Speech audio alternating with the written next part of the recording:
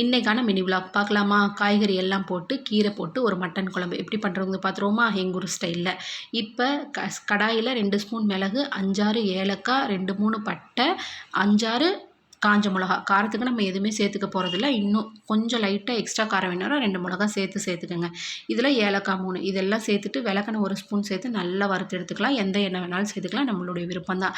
இப்போ சட்டியில் தேவையான அளவு எண்ணெய் ஊற்றிட்டு 5லேருந்து 6 டேபிள் ஸ்பூன் இஞ்சி பூண்டு பேஸ்ட்டு, 3 தக்காளி, 3 கத்திரிக்காய் நீட்டு வாக்கில் கட் பண்ணி சேர்த்துட்டு 2 உருளைக்கிழங்கு கட் பண்ணி சேர்த்துருக்கேன். இதெல்லாம் நல்லா கலர் மாதிரி வதங்கி வந்ததுக்கப்புறமா வேக வச்சுருக்க மட்டனை அப்படியே இதில் சேர்த்துட்டு நல்லா ஒரு கிளறிட்டு 2 ஸ்பூன் மல்லித்தூள், தேவையான அளவு உப்பு, நம்ம அரைச்சி வச்சுருக்க மிளகாய்ச்சாந்து இதெல்லாம் சேர்த்துட்டு நல்லா ஒரு கிளறிட்டு குக்கரில் மட்டன் வேக வச்ச தண்ணி இருக்குது, அதையும் அதோட சேர்த்துட்டு மிக்ஸி ஜாரை கழுவி அந்த தண்ணியை கொஞ்சம் சேர்த்துக்கலாம். இதெல்லாம் சேர்த்து நல்லா கொதி வந்ததுக்கப்புறமா ஒரே ஒரு முருங்கைக்காயை கட் பண்ணி வச்சுருக்கேன், அதையும் இதோடு சேர்த்துட்டு நல்லா ஒரு கொதி விட்டதுக்கப்புறமா ஒரு கைப்பிடி ஃபுல்லாக வெந்தயக்கீரை. கட்டாயம் வெந்தயக்கீரை சேர்த்து செஞ்சு பாருங்கள், டேஸ்ட்டும் சூப்பராக இருக்கும். இதெல்லாம் சேர்த்து நல்லா கொதி வந்ததுக்கப்புறமா அரை மூடி தேங்காயை 1 பாதியுமாக அரைச்சி வச்சுருக்கேன். ரொம்ப வலுவலுன்னு அரைக்க வேண்டாம். தேங்காய் கூட வேறு எதுவுமே சேர்க்கல.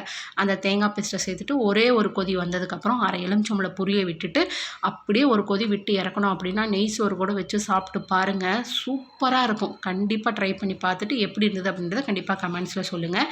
இது இட்லி, தோசை, பூரி, சப்பாத்தி, நெய் சோறுக்குலாம் அல்டிமேட்டாக இருக்கும். கட்டாயம் யோசிக்காமல் இதே மாதிரியே ஒரு தடவை ட்ரை பண்ணி பார்த்துட்டு எப்படி இருந்தது அப்படின்றத கமெண்ட்ஸில் ஷேர் பண்ணுங்கள். அடுத்த வீடியோவில் பார்க்கலாம். பாய்.